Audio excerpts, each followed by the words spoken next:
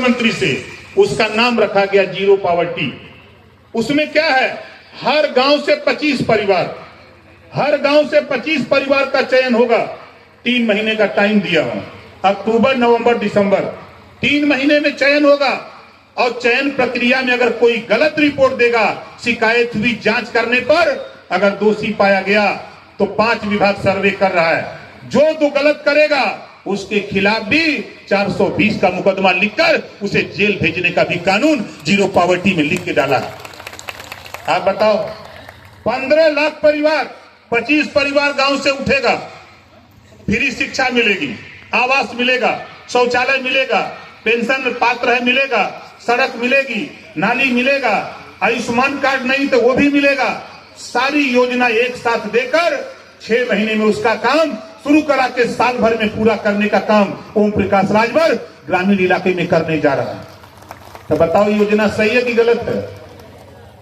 किसी की हिम्मत नहीं कैबिनेट में कोई बोल दे, लेकिन ओम प्रकाश राजभर ने कहा कि नहीं, इस पे चर्चा होनी चाहिए, और चर्चा करा करके पास करा दिया, कानून का रूप ले लिया। अब दिसंबर के लास्ट तक सर्वे कंप्लीट हो जाएगा। तो बताओ, ये काम सही है कि गलत है? कितने लोगों को सही है? ये सही है ना? अब देखो, पिछली सरकार में मैं गया, 14 साल भगवान राम की तरह घूम घूम के सबको समझाया कि जिस दिन सत्ता में जाऊंगा, गरीबों के बच्चे, एक ही गांव से 2 बच्चे निकलते थे, एक सूट बूट टाई बैग लेकर के स्कूल जाता था और एक होमगार्ड की वर्दी पहन करके स्कूल जाता था बिना चप्पल का। मेरे मन में कसक थी, और सत्ता में जाने के बाद आपको आश्चर्य होगा जो बात बता रहा हूं, भारतीय जनता पार्टी की सरकार, 17 के पहले राजनाथ जी मुख्यमंत्री थे, कल्याण जी मुख्यमंत्री थे, राम प्रकाश गुप्ता जी मुख्यमंत्री थे, अखिलेश जी मुख्यमंत्री थे, मुलायम जी मुख्यमंत्री थे, मायावती जी मुख्यमंत्री थी, दर्जनों मुख्यमंत्री कांग्रेस के हुए, किसी के दिमाग में बात नहीं आई। जब ओम प्रकाश राजभर कैबिनेट में गया तो बैठ करके कैबिनेट में चर्चा शुरू कराया कि आज इस बिंदु पे चर्चा होगी। हमने कहा एक रूपता लाना है तो गरीबों के बच्चों को भी नया यूनिफॉर्म देना पड़ेगा, सरकार को कैबिनेट में अब चर्चा होनी चाहिए। और चर्चा कराया, चर्चा कराकर उस होमगार्ड की वर्दी को हटाकर नया यूनिफॉर्म, जूता मोजा टाई बैग दिलाने का काम अगर कोई किया कैबिनेट से तो प्रकाश राजभर ने करा करके दिखा दिया। 25 करोड़ आबादी में लोग कहते हैं कहा किए ओम प्रकाश राजभर? बताता रहूं, अभी हाल में 500 करोड़ रुपया दिया जा रहा था एक उद्योगपति को बिना ब्याज का कर्जा फैक्ट्री लगाने के लिए। मैं अड़ गया मुख्यमंत्री से, हमने कहा कि नहीं, अगर 500 करोड़ रुपया बिना ब्याज का दिया जा सकता है तो नौजवान को भी 5 लाख रुपया बिना ब्याज का रोजगार करने के लिए कैबिनेट में चर्चा होनी चाहिए। चर्चा शुरू करा दिया, चर्चा शुरू हुई, बहस हुई, पास हो गया। कक्षा मिनिमम शिक्षा कक्षा 8 पास, मिनिमम शिक्षा कक्षा 8 पास, उम्र 21 साल से 40 साल, 5 लाख बैंक से लोन सरकार दिलाएगी, फार्म आपको भरना, पैसा लेके आप रोजगार करो, 5 लाख का जो ब्याज होगा उत्तर प्रदेश सरकार देगी, आपको 1 रुपया भी ब्याज नहीं देना पड़ेगा। इसको भी कैबिनेट से पास करा दिया। वहां हम सुरती मल के खाए ना गए थे, हम चाहते कि प्रजापति का भी बेटा जीत के जाए तो वहां जाके वो सुरती न मले, वहां जाके अपने समाज के उत्थान के लिए जो पिछड़े पिछाड़े गए लोग हैं, जो वंचित शोषित लोग हैं, पीड़ित लोग हैं, उनके हक की आवाज बने, उनको हिस्सा दिलाने की बात करे। ये सोच लेकर के हम आज भागीदारी पार्टी के मंच पे आया।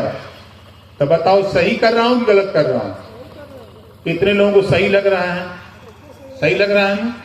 तो कितने लोग भागीदारी पार्टी का झंडा टांगोगे? आप लोग झंडा टांगोगे? और एक देखो, हमारे पास जो देने का पावर है, एक तो योगी मोदी जी का पावर है, 5 लाख आयुष्मान कार्ड पे देते हैं इलाज के लिए। कोई भी व्यक्ति जिसका आयुष्मान कार्ड नहीं बना, वो व्यक्ति अगर बीमार हो, इलाज कराना, ऑपरेशन कराना हो, जितना रुपया आपको डॉक्टर बता देगा, सरकारी हॉस्पिटल से या प्राइवेट हॉस्पिटल जो सरकार का पैसा लेने के लिए अथराइज हो, आप उससे एस्टीमेट बनवा लो आपके ऑपरेशन दवाई का खर्चा का। वो पेपर हमको दे दो, आय प्रमाण पत्र बनवा के उसका एक पेपर, आधार कार्ड की फोटोकॉपी, 3 पेपर हमको दे दो। जिस दिन दे दोगे, इमरजेंसी होगी तो 4 दिन में, अगर जनरल है तो 8 दिन में रुपया तेरे हॉस्पिटल पहुंचाने का काम ओम प्रकाश राजभर करता है। 53 करोड़ 62 लाख रुपया 7.5 साल में गरीबों के इलाज के लिए दे दिया। जबान से तो हम 53 करोड़ खट से बोल दे रहे हैं, लेकिन डीसीएम पर लगभग 500 का नोट न तो बच जाएगी। इतना रुपया बांट दिया। पैसा तो है, रुपया तो है वहां। हम ये बदे समझाओ कि भाई प्रजापति जी लोग, जहां रुपये बाबा वही बगलियां हम पहुंच गया। जब बक्सा योगी जी खोलल ना, तो हम बोले कि कुछ इधरों आवे थे। यही सब हम काम करते हैं। हम चाहते कि प्रजापति भी जाए वहां, नाई भी जाए, गोंड भी जाए, पाल भी जाए, निषाद भी जाए, बिंद भी जाए, वो जाके लखा है वही। जब वो खेल में रहा तब न माल मिली कि दूसरे के खेल में रहा तो मिली। ये बदे की देखा, हम तो देखत भाई ने इधर गलले पोखरी में निषाद जी मारत रहा मछली। अब वो जाल लगौना बड़ी बड़ी 3-4 गो बड़ी बड़ी पटनी और 5-6 गो छोट छोट।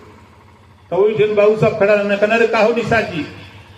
अरे नहीं रिश्तेदार आलू है। कहा छोड़ मर दे रिश्तेदार बड़वर्ती। अब वो जबरी बड़वर्ती ले ले छोटकी छोड़ दे लो। अब वो निषाद बेचारा एक दिन हमसे मिलल, कहे साहब ऐसा बात, हमके छोड़ दे, उनके संग ही मत रहो। कहा हमरे संग ही रहो। चल हम तो मिल के मालिक हैं, आधा ले लेवल जाए। तो कहते सही है नेताजी, हम तोरे संग में रहो। देखा कन्हैया निषाद है ना, यही ठीक है। ताली बजा के स्वागत करो। तो मकसद साथी हमारा कहने का तात्पर्य आपसे सिर्फ इतना है कि आज हम आपके बीच में जो आए हैं, उसके पीछे मकसद हमारा सिर्फ इतना है कि आप लोगों के साथ कहीं भी अन्याय अत्याचार हो, थाने का मामला हो, तहसील का मामला हो, ब्लॉक का मामला हो, जिले का मामला हो, प्रदेश का मामला हो, बेहिचक आप अपने जिलाध्यक्ष, प्रदेश के जो संगठन के नेता आपके जिले के हैं, आप उनसे हमारे तक सूचना भेजवा दो। देखो हम वहां बैठते हैं जहां पुलिस का सबसे बड़ा अधिकारी बैठता है। हम वहां बैठते हैं जहां प्रदेश का सबसे बड़ा डॉक्टर बैठता है, मुख्यमंत्री। इसमें तो सबसे बड़ा डॉक्टर मुख्यमंत्री, मुख्यमंत्री के अधीन सभी लोग। हम वहां बैठते हैं जहां सभी विभागों के प्रमुख सचिव बैठते हैं। हम वहां रहते हैं जहां चीफ सेक्रेटरी रहते हैं। इस नाते साथियों, किसी को कहीं भी कोई दिक्कत परेशानी हो, ये मत सोचना कि हम भारतीय जनता पार्टी के साथ हैं सहयोगी दल हैं। हम भारतीय जनता पार्टी का गुलाम ना है, नोट कर लिया। हम एक पार्टी खुदा है यार, हम भाजपा थोड़ो है कि हम सहयोगी दल है। हम उनके सहयोग करते ही हमारे सहयोग करत हुए। इस नाते आपसे कह रहा हूं कि दिमाग में अगर कोई बात हो किसी को, तो चले आना लखनऊ या बलिया में रसड़ा एक है, वहां चले आना, हमको फोन कर लेना, हम बता देंगे कब रहेंगे।